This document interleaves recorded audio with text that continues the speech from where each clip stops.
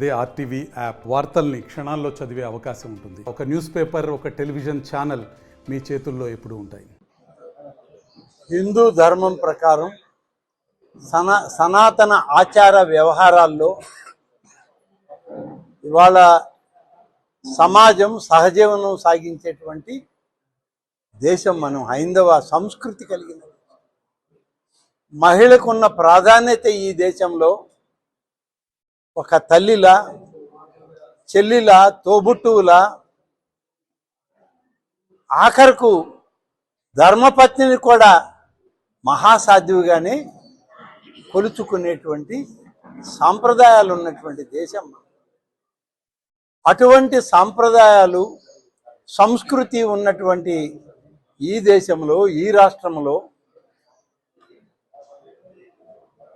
ఒక మహిళను గురించి లేదా కొందరు మహిళలను గురించి ఈ విధమైనటువంటి మాటలు, వ్యాఖ్యానాలు, దుర్భాషలు చేయడం అనేటువంటిది ఇది సృష్టి ధర్మానికి విరుద్ధం, హైందవ సంస్కృతికి విరుద్ధం.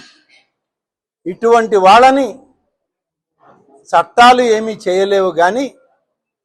కానీ ఆ మహాసాధ్వి కనకదుర్గమ్మ యొక్క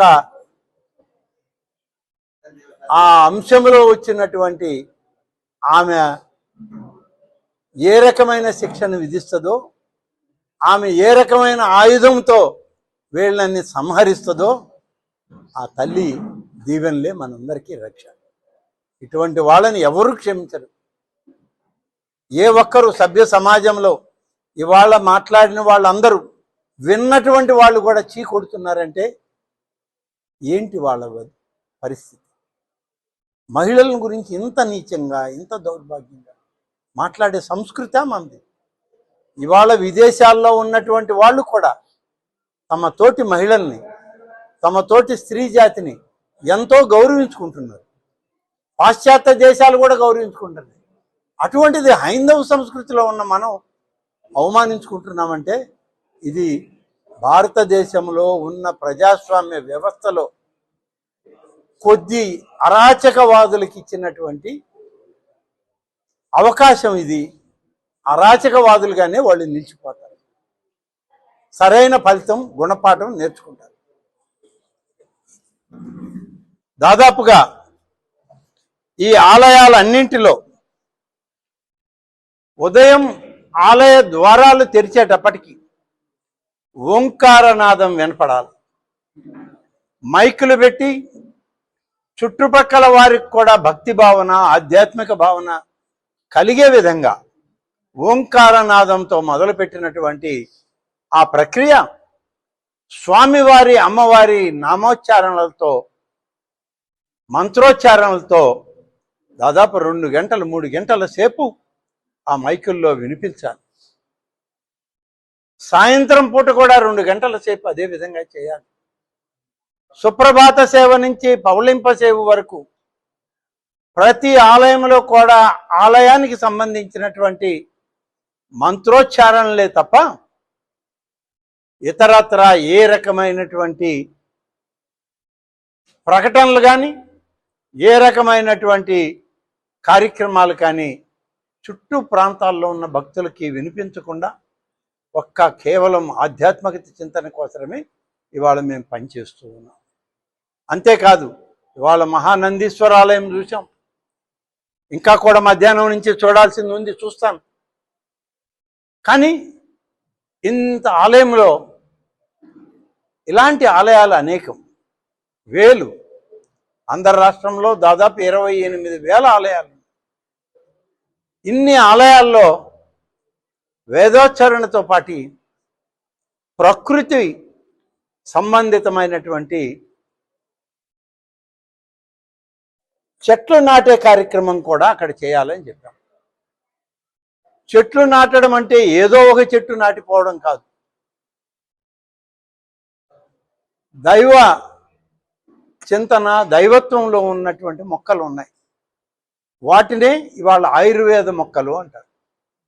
నక్షత్రపు తోటలు, వినాయక వనాలు, నగర వనాలు ఇలా అన్నింటిలో ఫారెస్ట్ నర్సరీల ద్వారా ఈ యొక్క దైవత్వం వచ్చేటువంటి చెట్లని పెంచుతూ ఉన్నాం. ఫారెస్ట్ నర్సరీల ద్వారా అధికారులకు కూడా ఆదేశాలు ఇచ్చాం. ఆ మొక్కలన్నీ సమీకరించి ఆలయంలో విస్తృతంగా చెట్లు నాటాలి. ఆలయంలోకి వచ్చి దర్శనం అయిన తర్వాత కాసేపు ఆ చెట్ల నీడలో వచ్చి విశ్రాంతి తీసుకుంటే మరికొంతసేపు ఆలయంలో ఉండాలని, ఆ ఆయుర్వేద ఔషధ మొక్కల ద్వారా వచ్చేటువంటి ప్రాణవాయువుతో ఆయుస్సు పెరిగే విధంగా అవకాశం ఉండాలని చెప్పి ఇవాళ ప్రతి ఆలయంలో మొక్కలు నాటే కార్యక్రమాన్ని ప్రారంభించమని చెప్పి ఇప్పటికే అధికారులకి ఆదేశాలు ఇచ్చాం. తీరాయే పోతుంది గుళ్ళు కట్టడానికి. మరి దురదృష్టం ఏంటంటే ఈ నంద్యాల జిల్లాలో ఉన్న ఆలయాలు సిమెంట్ పూతలేసి కప్పిపెట్టారంటే ఆలయాల ప్రాశస్త్యం ఆధ్యాత్మికత దెబ్బతినిపోయింది అనేటువంటి నా భావం. ఇది ముఖ్యమంత్రి గారి దృష్టికి కూడా తీసుకెళ్తా. చేయడానికి అన్నీ ఒక్కరోజు కాదు కానీ ప్రధాన ఆలయాల నుంచి మొదలుపెట్టి ఒక్కొక్కటి చేసుకుంటూ వస్తున్నాం. ఇప్పటికే శ్రీకాళహస్తి ఆలయం పూర్తి చేశాం. అలాగే కనకదుర్గమ్మ అమ్మవారి ఆలయం పూర్తి చేశాం. అలాగే సింహాచలం ఆలయం పూర్తి చేశాం. ఇప్పుడు శ్రీశైలం ఆలయంలో పని జరుగుతుంది. మీరు ఎవరైనా చూడొచ్చు. శ్రీశైలం మళ్ళీ మా సోదరుడు రాజశేఖర్ గారి నియోజకవర్గమే. శ్రీశైల క్షేత్రంలో కూడా ఇలాంటి పనులే ఉంటే దానికి ఆర్కియాలజీ డిపార్ట్మెంట్ వాళ్ళని పిలిపించుకొని శాండ్ బ్లాస్ట్ చేసి ఒరిజినల్ స్ట్రక్చర్ ఉండాలి ఆలయంలో అని చెప్పి ఇవాళ ఆ పూర్వపు రాతి కట్టడాలని మళ్ళీ భద్రపరచడానికి మేము పనిచేస్తున్నాం. అంటే ఇవాళ మేము చేసే పని మరొక 100 సంవత్సరాల కాలం ముందు తరాల వాడు కూడా మా ఆలయాలు ఎలా ఉన్నాయి, మా యొక్క ప్రాధాన్యత ఇది అని ఎక్కడికి పోయినా చెప్పాలి. మీకు అందరికీ తెలుసో తెలియదో, విదేశాల్లో కట్టేటువంటి టీటీడీ ఆలయాలు, శివాలయాలు, దుర్గమ్మ ఆలయాలు కడుతూ ఉంటే రాయి ఎక్కడి నుంచి వెళ్తుందో తెలుసా?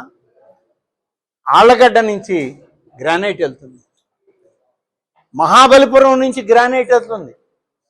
షిప్పుల్లో తీసుకుపోయి అక్కడ ఆలయాలు మన రాతితో కడుతున్నారు.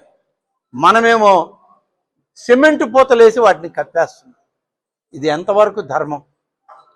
ఇది తప్పకుండా దీన్ని ప్రక్షాళన చేయాల్సిన అవసరం ఉంది. అయితే కొన్ని సంవత్సరాల క్రితం జరిగిన పొరపాటుని ఇవాళ ఒక్కరోజు నేను ఒక్కడినే చేయగలను అనేది కొంతవరకు అసాధ్యమైన చేయడానికి శ్రీకారం చుట్టాం. ఇప్పటికే 3 ఆలయాలు చేశాం.